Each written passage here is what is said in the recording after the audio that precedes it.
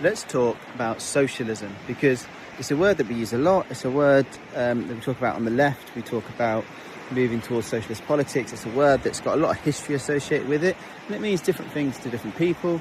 It's a word that for some reason is equated to evil in America.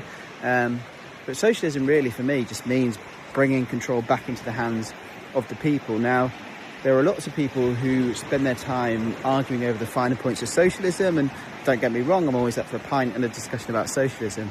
But at the same time, a lot of that isn't actually that relevant to the struggle we're doing now. And I think sometimes we can lose ourselves in academic debate and obsession over history of socialism, rather than focusing on, well, what are the actual practical steps that we can take now to empower working class communities to take control back over their own lives. And that means having control over their own financial situations, the products of their work and what they do, and also the utilities and the things that they have around them.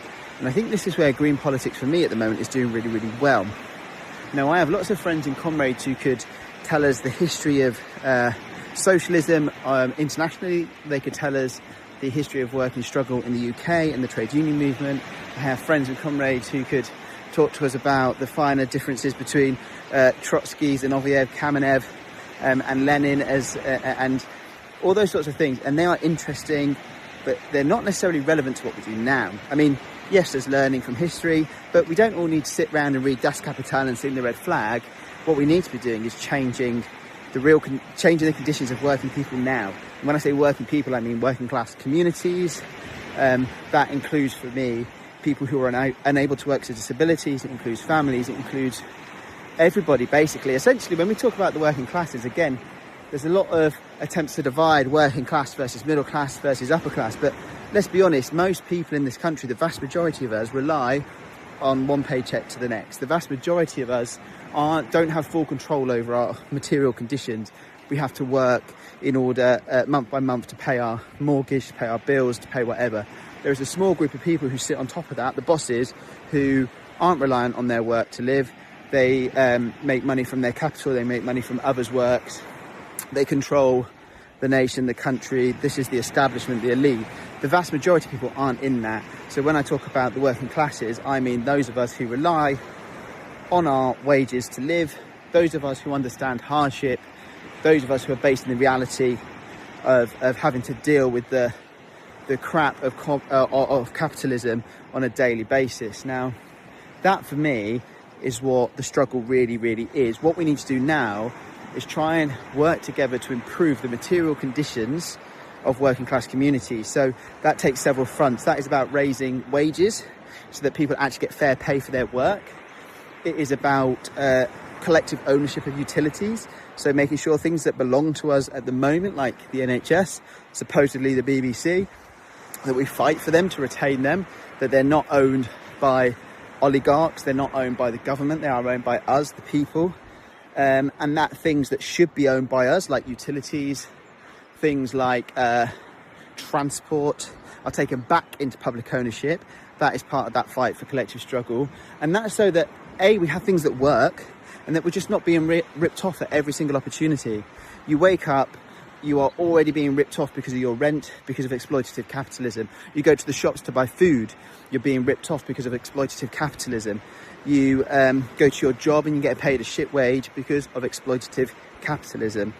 You then go and flush the toilet, your shit goes into the sea, you try and go swimming and you can't because it's full of poo, but you're paying water bills that have doubled in the last decade because of exploitative capitalism. At every single turn, those who have, the bosses, the owners, are exploiting us. Now, that is something that we share.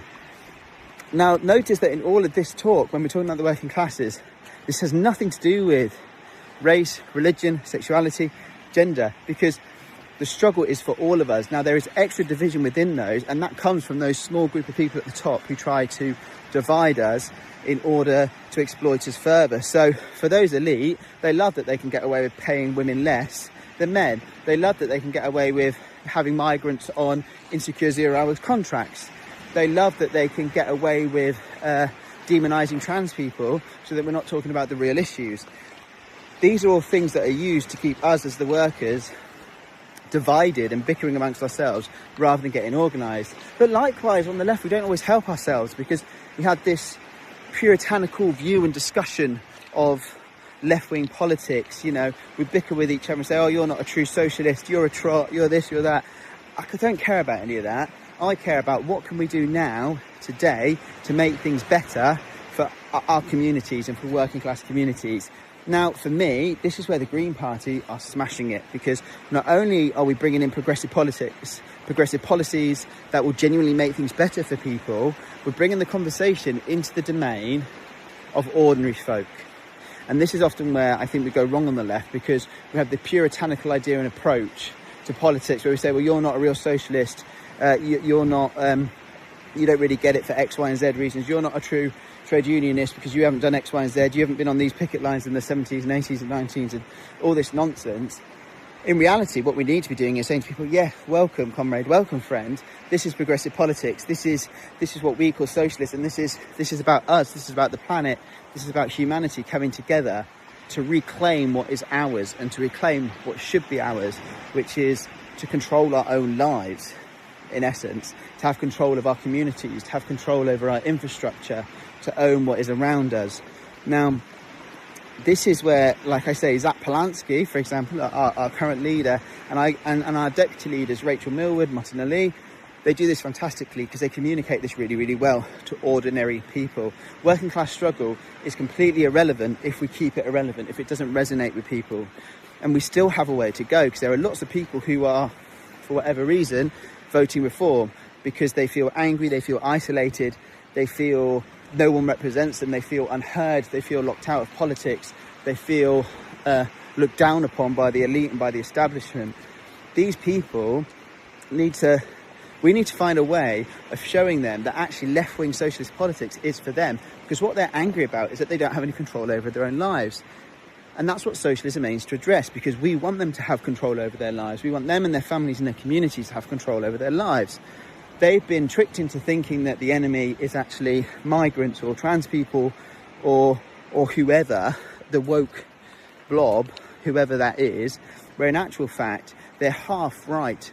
They are being robbed, they are being held down, they are being ignored, but not by migrants, not by Muslims, not by trans people, by the very people, in essence, who bankroll and fund reform to keep us divided and keep us down. But that's on us to kind of do better, to communicate and to do better to showcase that that's what we're about. And that's by listening to people's real concerns, not entertaining homophobia or racism. No one has to do that, no one has to put up with that. But what we do need to get better at is listening to people, building communities and making socialism accessible for all. So that's my view on it. We're keen to hear what your view on is on it too. Drop a comment, let's talk about it. What does socialism mean to you?